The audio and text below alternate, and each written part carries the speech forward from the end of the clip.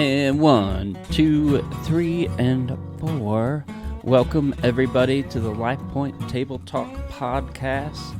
Today we are going to be continuing our Bible reading reflection. My name is Jason, and I am here today with the one and only Bishop Fred Wilson. Say hello to the people. Hello, world. All right. What a privilege. Yes, it is. And today we are going to be continuing in Joshua, and we're going to finish up Joshua, and then we're going to get into Judges all the way to chapter 7. Then we're going to do Luke 5 through 8. So quite a bit of ground to cover. And I'm excited to have Bishop here with us today. It's going to be great. So let's go ahead and jump in here, shall we? And let's start off in Joshua 17. 16. 16. Right? My bad. 16. And so we're getting into Joshua, and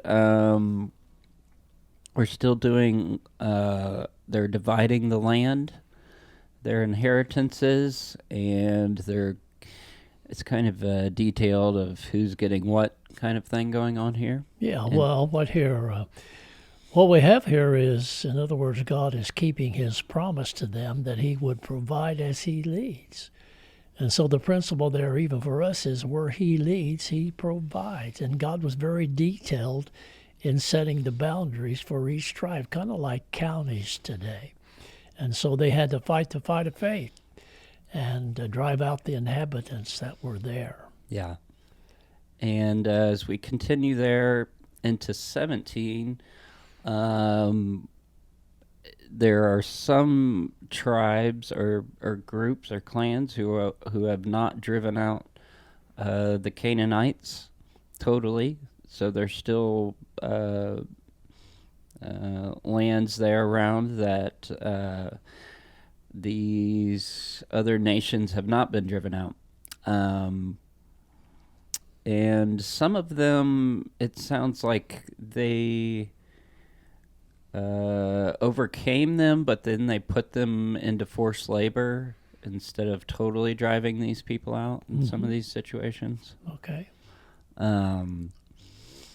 And let's see here. They go into the inheritance. It's quite detailed on several of these. Yeah, Joshua's inheritance. 19, they get into his inheritance. And well, what that shows us there is that Joshua was faithful, and God gave him the desires of his heart. Joshua requested this certain city. And so that reminds us of Psalms 37 and 4. Delight yourself in the Lord, and he will give you the desires of your heart. Yeah. And it also talks about, we get into 20, about the cities of refuge. Interesting, yes.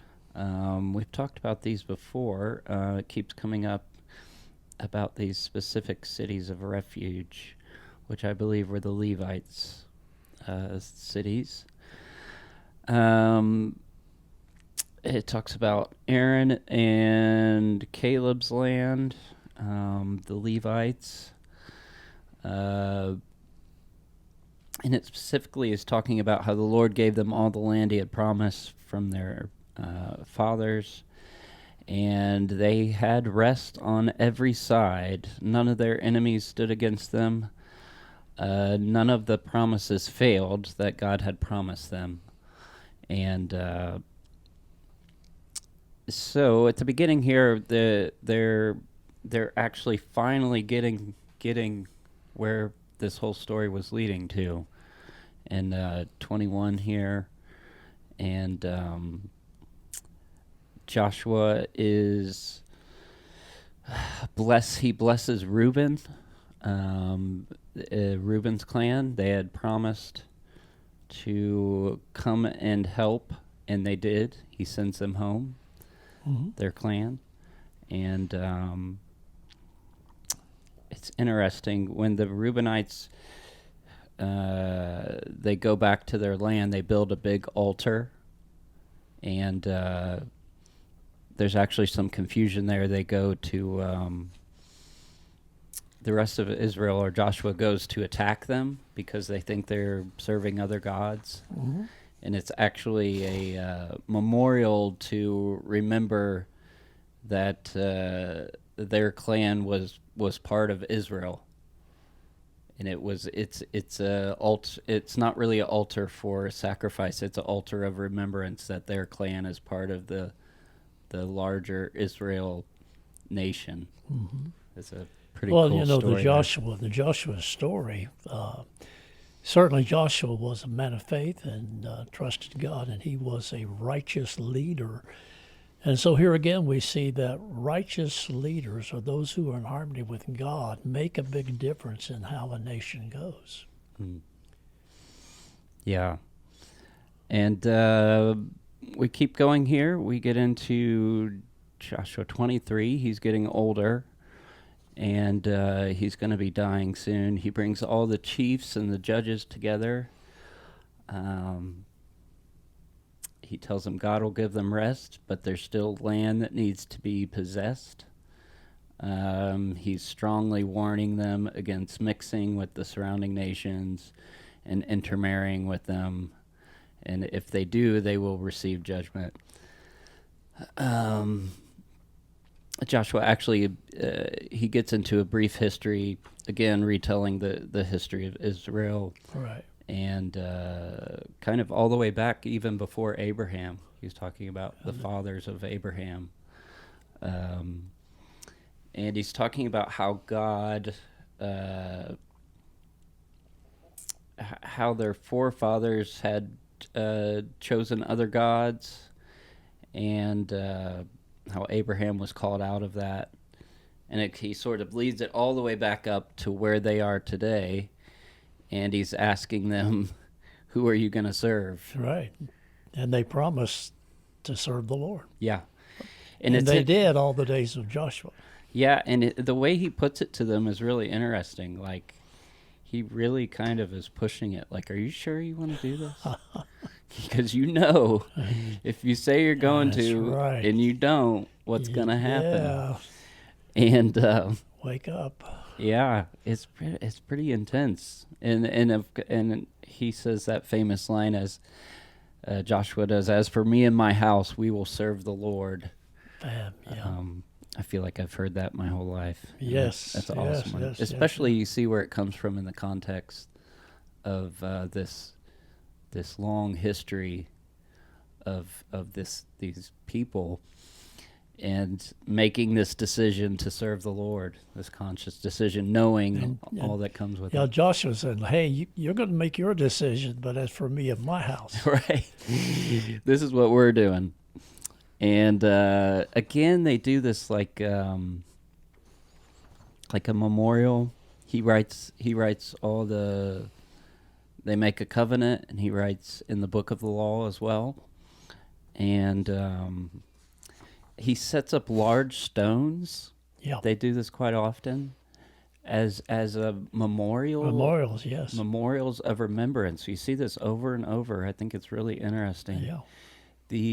It's a literal physical reminder for them and the people, and into history for their children. What we were reading earlier there with the Reubenites, part of what they were saying is they want our children to know that we are part of Israel. We're building this huge thing to remind everyone about how we're part of this. It's just interesting to me how these memorials over and over are built. It's a natural witness, Yeah, it's really cool. Let's see here. Joshua's getting older. It says, let's see, Joshua dies. He's 110. Mm-hmm. 110. He's buried in the land of his inheritance. And that's kind of where Joshua ends. So just, the reminder of the word Joshua in the Hebrew, Joshua saves, Savior. And of course, it's an incredible, incredible story of one's journey and victory through faith. Through Yeah. faith. This was a faith thing. Yeah. All the way, every step. Yeah, it really was. And it's interesting. His story ends there, but it's they're there, they're having rest, but there's signs that there's going to be trouble because they haven't totally driven these people And out. we see it all the way through Judges. And it's like you see what's going to. There's peace for right now. It's kind of like while Joshua's there, and you see that certain leaders in leadership, while they're there and in power or whatever, things are okay. Yeah. As soon as that guy goes, the people go astray. It's Still true pattern today. there. Leadership. The importance of Leadership, whether it's a nation or a church or a home, whatever, or a business, the leader makes the difference. That's just God's design. it. Yeah, it really does. And so that's the end of Joshua. It ends with that. There, he puts into the book of law his portion. I guess I don't think he was adding to Moses's or writing his part of the story, or Yeah. and they do another covenant, and the stone we were talking about as a witness that everybody saw it, they can't deny it, and there's a covenant to serve the Lord, and so that's how Joshua ends. Well, and throughout Joshua, I just now thought about this. Joshua was continuously motivating, encouraging the people. And he not only gave warnings, but he encouraged them from the positive. He motivated from the positive as well. Yeah. All through Joshua. It's not just the story of Joshua himself, but the story of Joshua and God's people. Yeah. Awesome. And so we start into Judges, and really, when we're reading these books just bleed right into each other. Mm-hmm. It's really just the next chapter in the continuing saga of Israel. The story continues. So it starts right off there. Now we're in Judges 1, and it starts off with Joshua's death. Mm-hmm. They're talking about Joshua's death. Yeah, now this is a period in the history of Israel from around 1380 to 1050. Judges here is about a 300-year period. Okay. And it's historical, it's theological, and it, of course, shares spiritual truths. Right. And so we get into it. Joshua has died, and they're talking about who's going to fight these Canaanites who are there, who are, I'm guessing, supposed to be driven out. And Judah is chosen, and they go and defeat them. And they fight this certain king, Adoni Bezek. I'm terrible with these names. Anyways, there's this interesting part of this story here where they defeat this king, and this king had been defeating other kings and cutting off their thumbs and their toes and making them serve him. And so they do that when they do that to this guy when they get him. Mm-hmm. And he says it was payback for what he did to these other kings. I'm sure there was a significance to the thumb and the big toe in ancient culture there. Mm-hmm. Can I jump back to chapter 1 there? Sure, we're still there, yeah. You're still there? Mm-hmm. Well, as it says there, and there arose another generation which knew not the Lord or followed his commandments. So within a generation, they went astray. Yeah. So here goes the roller coaster beginning for over 300 years. And what does this tell us? It tells us the importance in the home, in the church, wherever, teaching the children, the young people, the faith. Yeah. And you've seen that throughout this story, how they're trying to make this ingrained into their culture and their society of teaching their children, right? Of teaching everybody. It's like a constant reminder of these things. the law and the things of God because of how really not just fragile, but how quickly things go sideways. So it seems like overkill sometimes with the intensity of the way they're talking about these things. But even with this intensity, in one generation, it goes completely sideways. amazing. I mean, Amazing. I don't know how more intense a people can get about their commitment, to God, and how intense that relationship was. I mean, with Joshua and those people, and to think that a generation later, it's gone astray. but- How and quickly there, it can. there you go again. It's amazing. As Judges are going to bring out the roller coaster, the evil leaders. They were good, and then there was bad. But it shows you what can happen to this people of God, and then even in a nation, we see it even in history, and also even today, where a country's going well, and then suddenly got this dictator and so forth. It's an amazing principle. Yeah. And so let's see. So I was talking about Judah. It gets into Judah, and they're fighting these Canaanite nations. It actually talks about how he goes into Jerusalem itself and captures it. Judah captures Gaza as well, specifically names. Okay.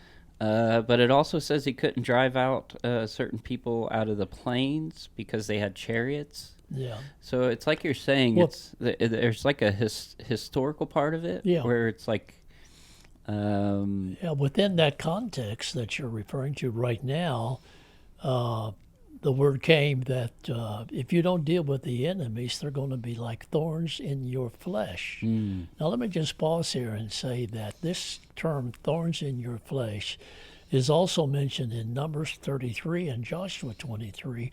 And it basically is saying, they use this terminology, that if you don't deal with your enemies, it's going to be like thorns in your flesh. yeah, Now we take this all the way over to 2 Corinthians about Paul's thorn in the flesh. I'm not going to go into detail here, but Paul's thorn in the flesh was not some kind of sickness or eye disease or whatever some people say.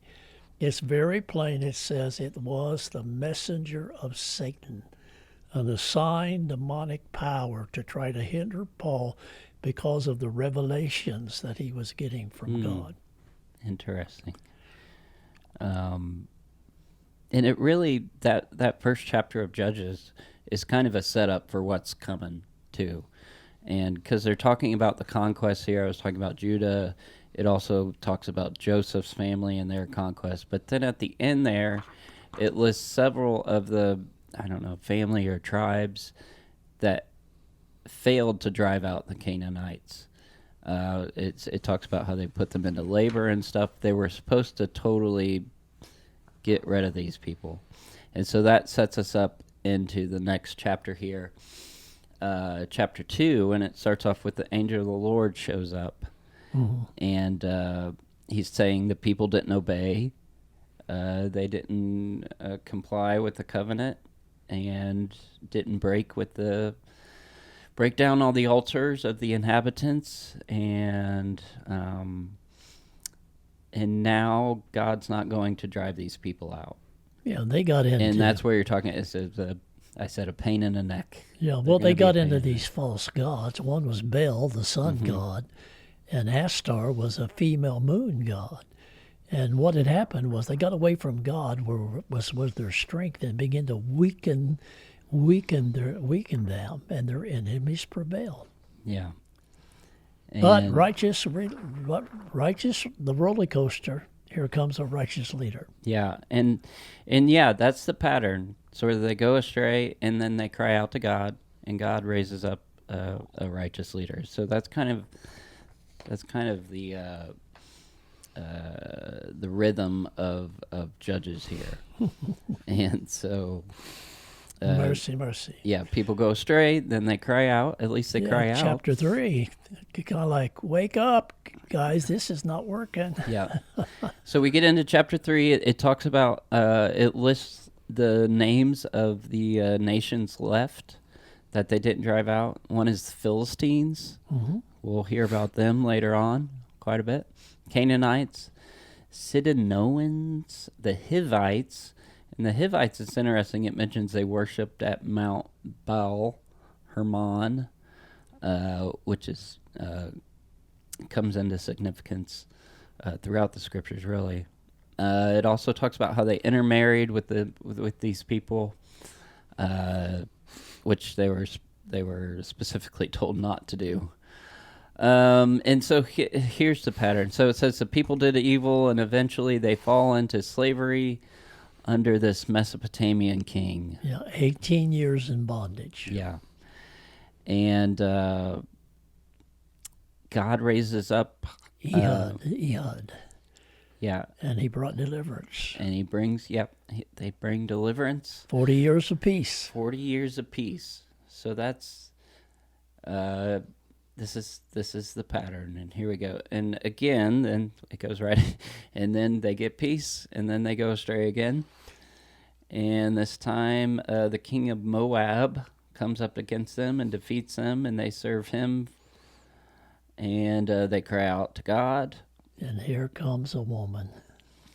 Oh, wait. I don't want to skip this because it's pretty juicy.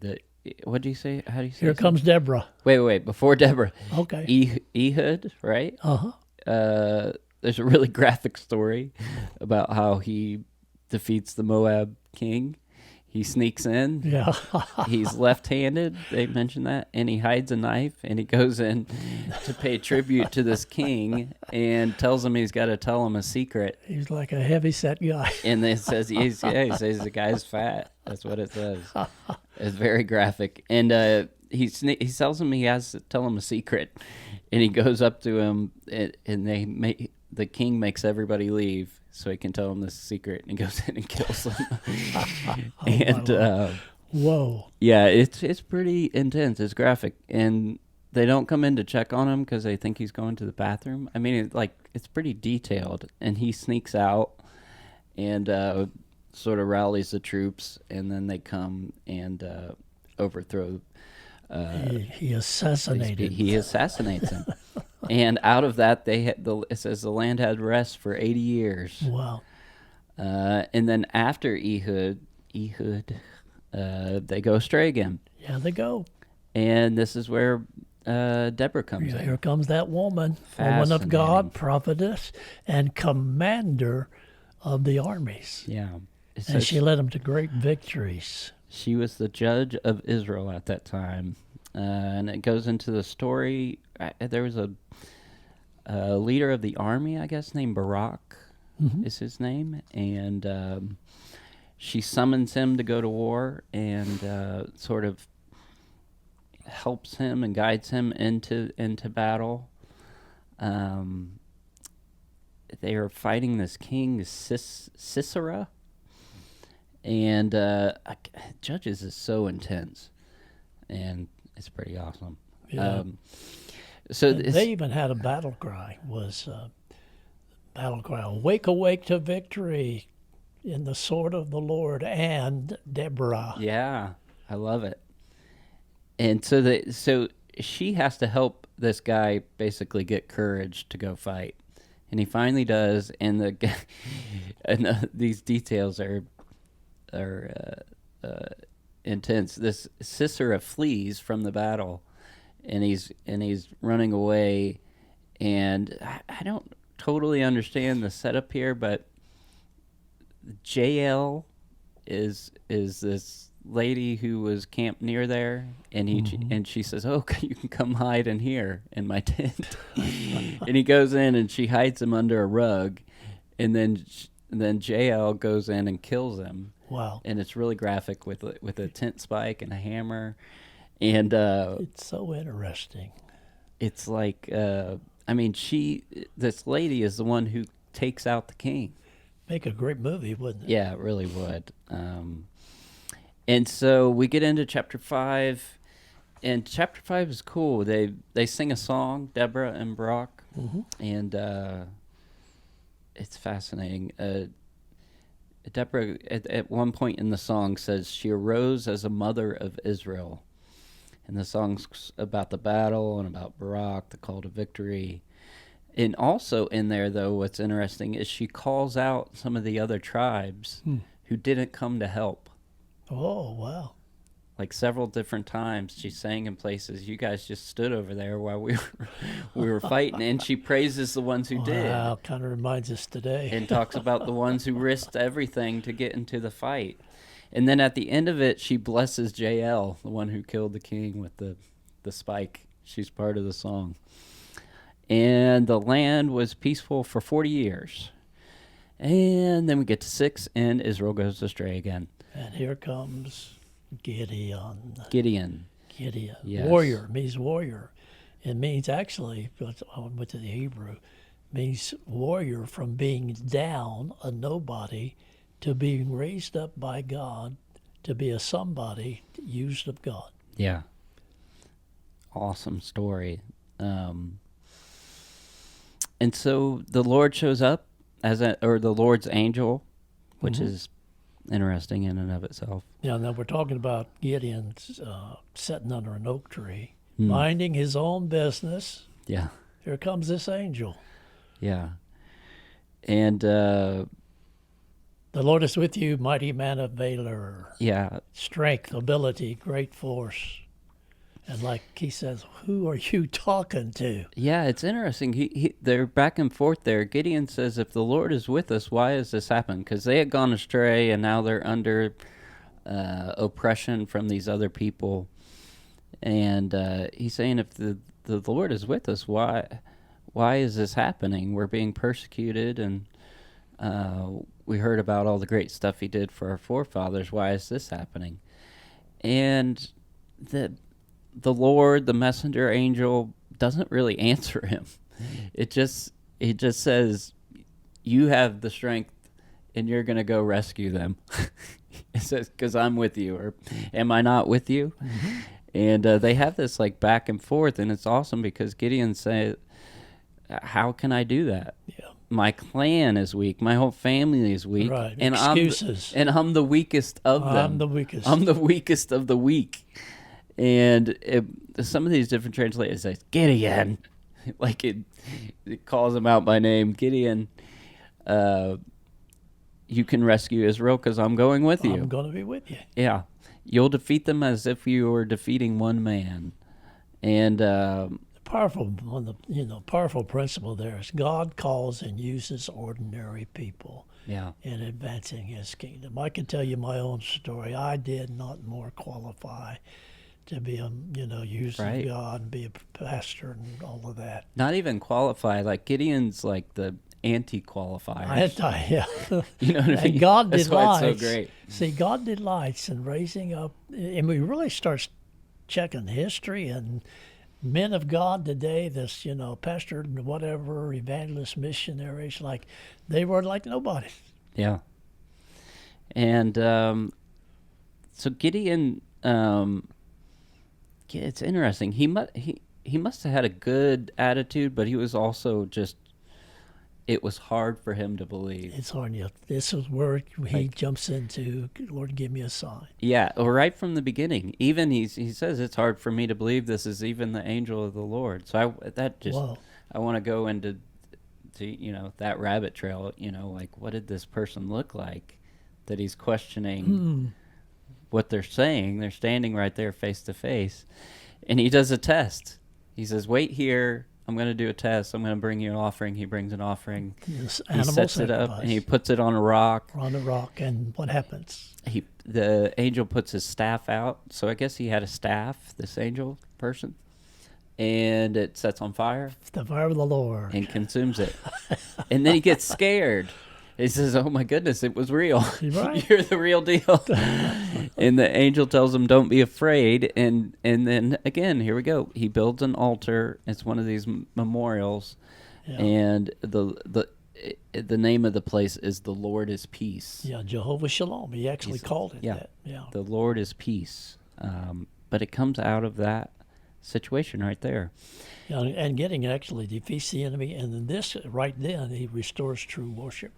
Yes, it goes right into the story, and it's interesting. He goes and destroys this altar to Baal, Baal, and it's his father's.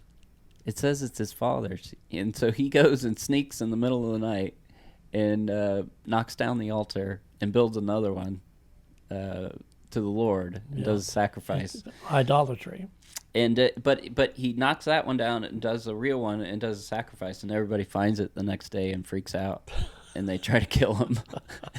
And his dad rescues him, and it's really interesting. He says, couldn't Baal, take revenge himself? Somehow this works. He calms him down by talking about Baal, that Baal could take his own revenge.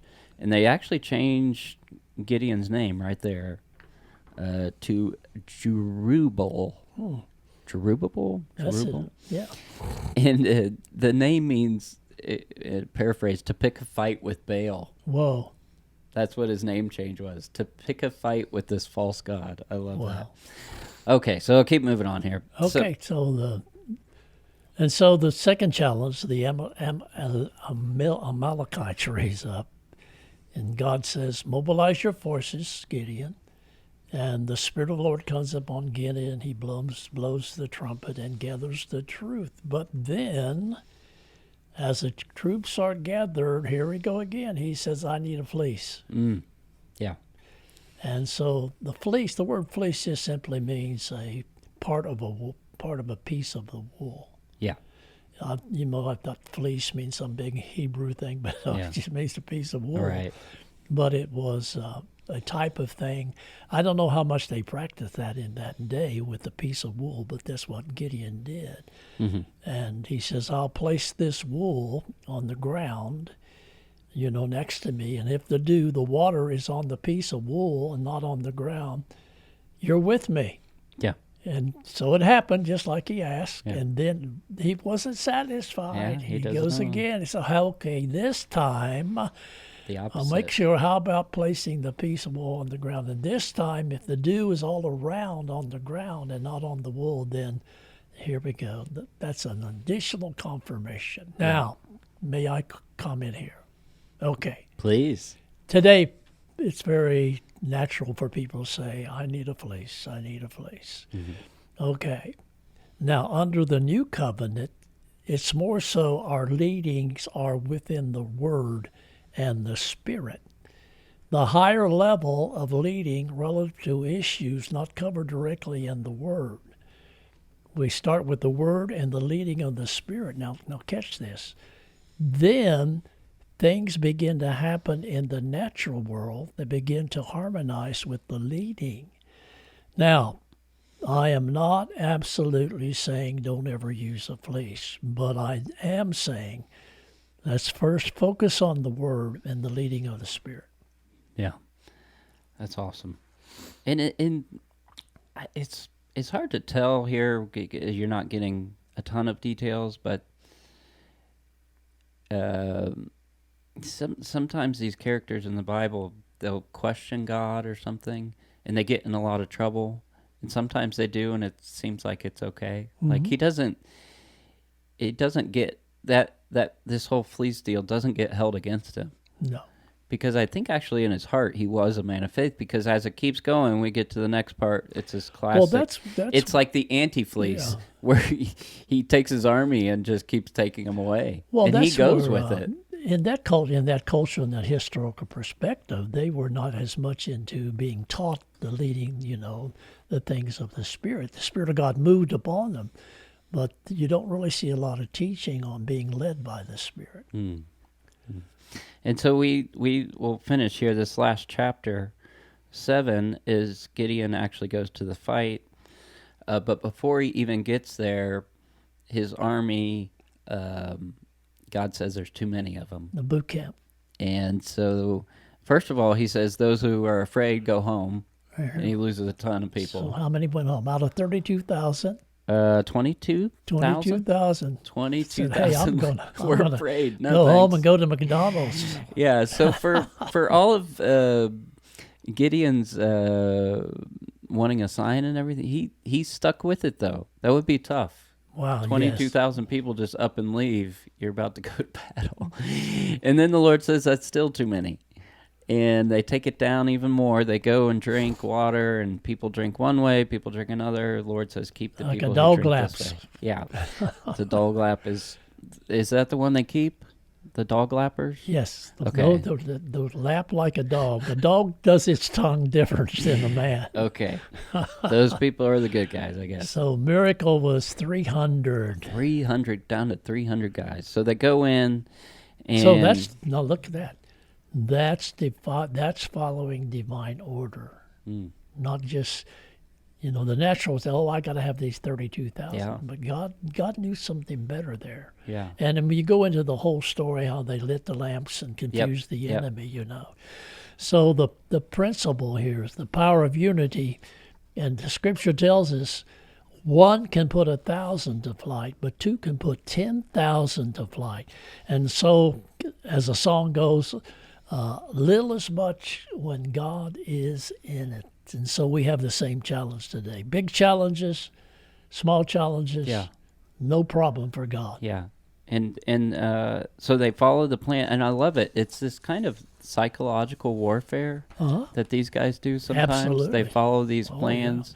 They did this with Jericho too, I think. They psyched these people out. Yeah. They surround them. They're blowing trumpets. 6 days. They yeah. surprise them with all these lights, totally confuse them. The people end up killing each other because they're all freaked out. It's amazing. Wow. And so we'll end there for our Old Testament section with this. That story's so cool. Gideon's story. I love it. The guy, the weakest of the weakest family, Wow. gets his army together, then trims his army Nobody. down. He wasn't a celebrity. Yeah, it goes in with 300 people only in this incredible victory. Awesome. Okay, so let's jump over now. We'll go into our New Testament. Wow, we're going to jump up a couple thousand years. Yep, we're going to jump right over. And we're in Luke. We're going to start in 5. We're going to go Luke 5 through 8. So we jump in here. Jesus is preaching to a big crowd. So many people, he has the boat. He has to be put out on the boat a little bit so he can talk to everybody. He's using these fishermen's boat, and they after he's done preaching, I guess they had been fishing all night and didn't catch anything, and Jesus tells them to go back out, throw their nets in, and they miraculously catch all these fish enough to break their nets and everything. It must have been one of those just overwhelming miracles, like in awe. It just was so. It wasn't just like, oh wow, we caught some. It freaked them out enough that Peter gets out. And I just was thinking, we've been there in Israel, Sea of Galilee, and they still got some of those old boats, like in their museum there. Yeah. And they call it St. Peter's fish. And they're pretty good sized fish. And when you would order fish, you think you're going to get a nice piece of fish. Well, they just flop the whole fish on the plate and then take their knife and cut the head off in front of you. Oh wow, wow, awesome. So Peter gets out after this, and he says, "Get away from me! I'm a sinful man." It was such an intense, miraculous thing going on there. And Jesus famously says, don't be afraid. From now on, you're going to be a fisher of men. And so he's starting to call them out. And it says they left everything and followed Jesus right then and there. All right, discipline, disciple. Amazing. Yeah, they went all in. We then get into a man with leprosy. Jesus comes across. He asks Jesus to heal him, if you can, or if you want to. If it be your will. Yeah. And then, of course, this man was a leper. He was an outcast, and he did not have any knowledge, apparently, but somehow he saw something, the works of Jesus. and still he didn't have the right knowledge. Jesus clarified it specifically. It is my will. Yeah. And so that's why we believe today God's will is health and healing. Yeah. Awesome. And so the man is healed. He tells him not to tell anybody, but of course he does. And Jesus becomes even more famous, big crowd showing up. But it's interesting, it does say Jesus often slipped away to the wilderness to pray. Yeah. It specifically notes that. Right. He would get alone. That private time. Yeah. Then it tells the story where Jesus is in a house teaching. And I took note here, it's interesting. It says the power of God was with him to heal. I think there were certain times there was just an atmosphere going on there in certain Kind situations. of a natural thing. You could literally tell there's something was going on. Yeah. Especially all the people there and everything. And this is a story where there are so many people. He's teaching in this house. This guy couldn't walk, and they couldn't get in the house to be prayed for, so they bring him in through the ceiling. They remove the tiles. They lower him down. And Jesus, this is interesting. He says, your sins are forgiven. He gets into this back and forth with the Pharisees there. What's easier to say, your sins are forgiven, or to say, get up and walk? Then he says, get up and walk, and the guy gets up and walks. Let's see. We keep going here. Then it talks about Jesus is going by and notices a tax collector. Mm-hmm. It tells him to follow him, and he does. It ends up being Matthew. Yeah, and the tax collector was an enemy of the people. Here he comes, going to get our money, going to get our taxes. And Jesus, there again, that's that story, whoever. Yeah. Jesus chose a whoever. Yeah. And Matthew, again, it says he left everything and followed Jesus. Again. Amazing. And the Pharisees, of course, complain about it, saying he's hanging out with sinners and tax collectors. And that's where Jesus is talking about he didn't come for the healthy, he came for the sick. They're the ones who need the doctor. I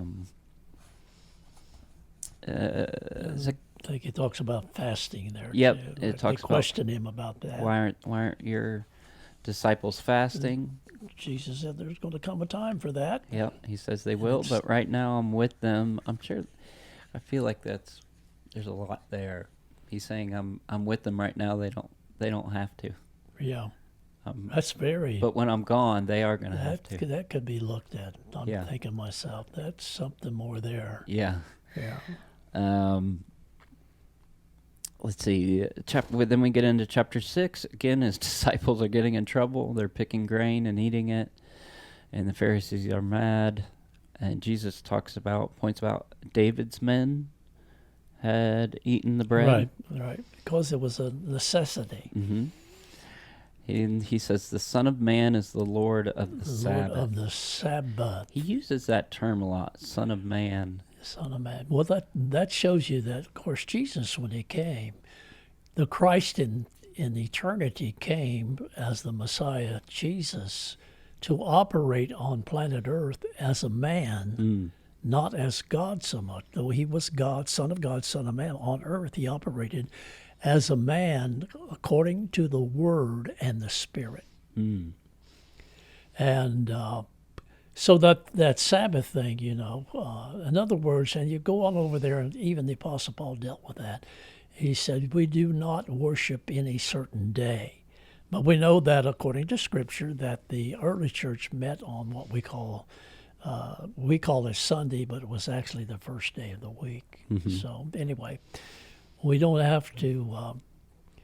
and also this thing on the Sabbath, they get on into this. Why are you doing this on the Sabbath? It's like saying today, why would you have a hospital open today? Well, it's a good thing. Yeah. Why do you have policemen working? It's a good thing.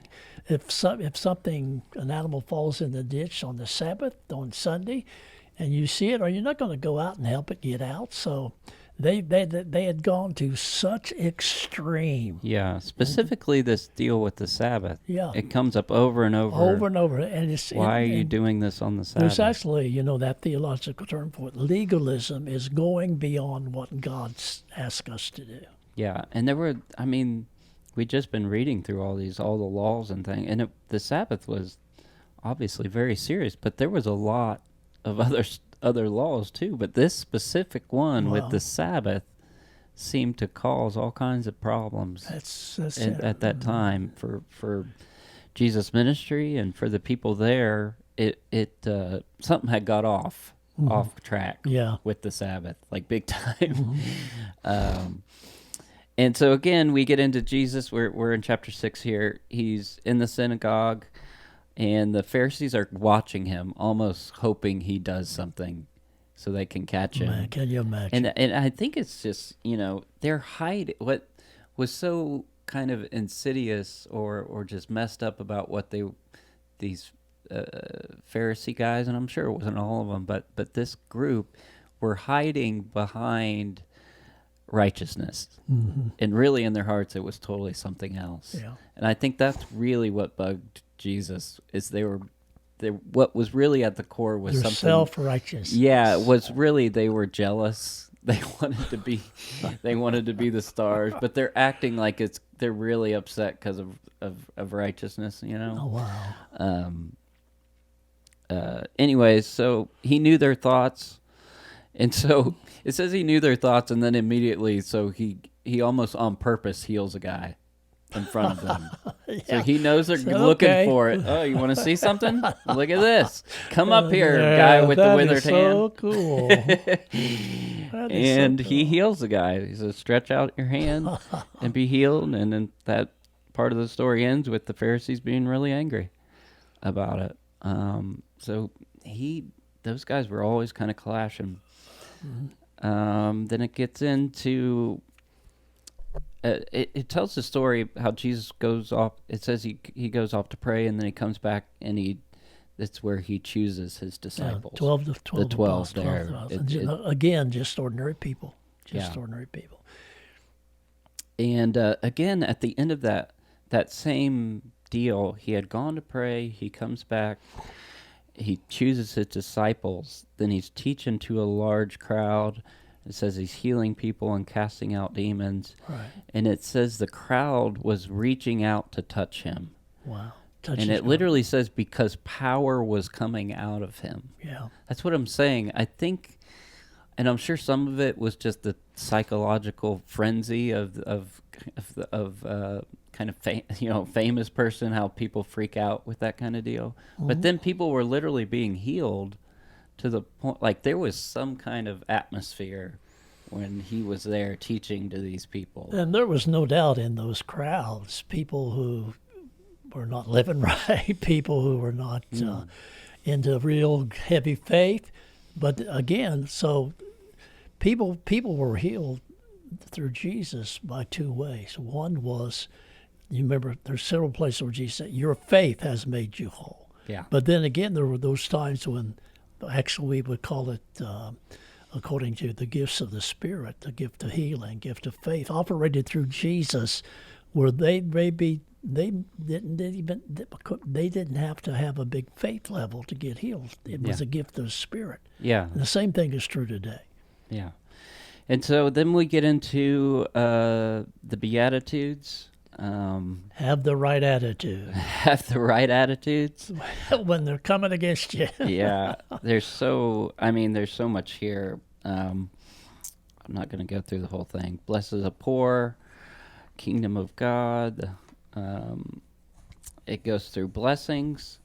There's woes.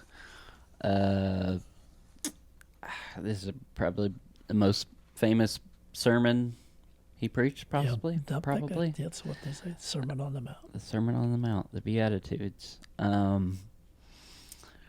There's so much there.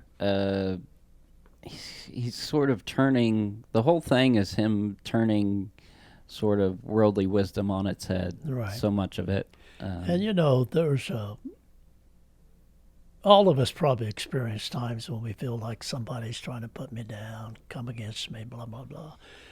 And your emotions want to reach out and, do something against them that would not be good.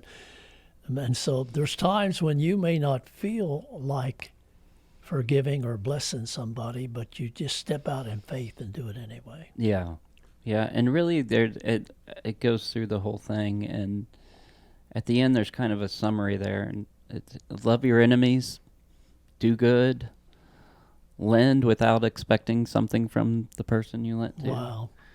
But it says don't expect nothing in return, but then it says your reward will be great.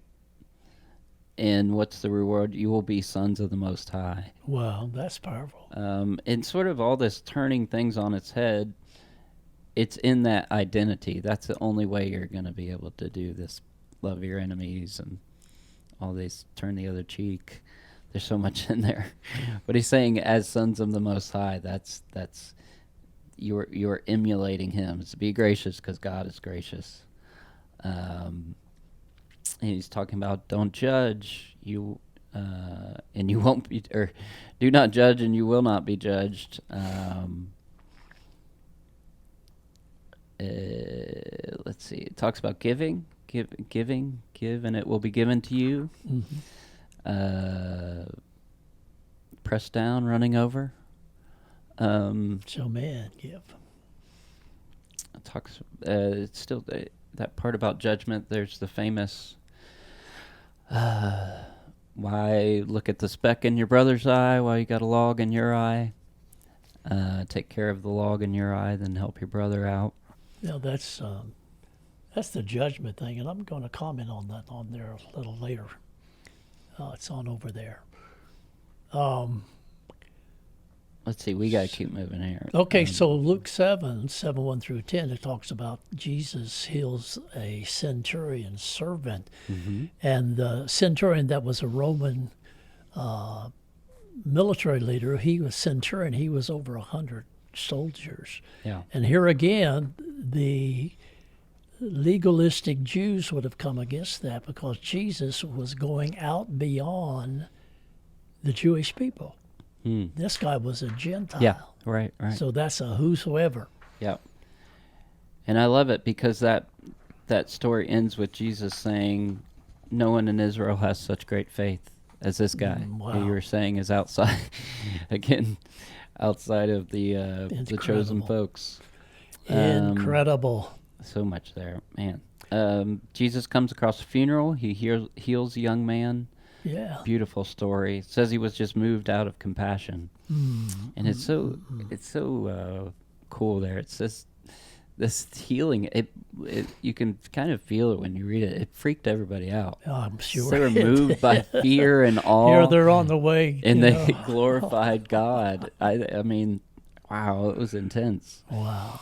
It talks about John's disciples. They were asking Jesus about his ministry, who he was, and he basically says, "Tell John what you're seeing." Yeah. Tell John what they you said, see me doing. Are you the one, or do we look for another? And like Jesus says, duh, look what I'm doing. Yeah.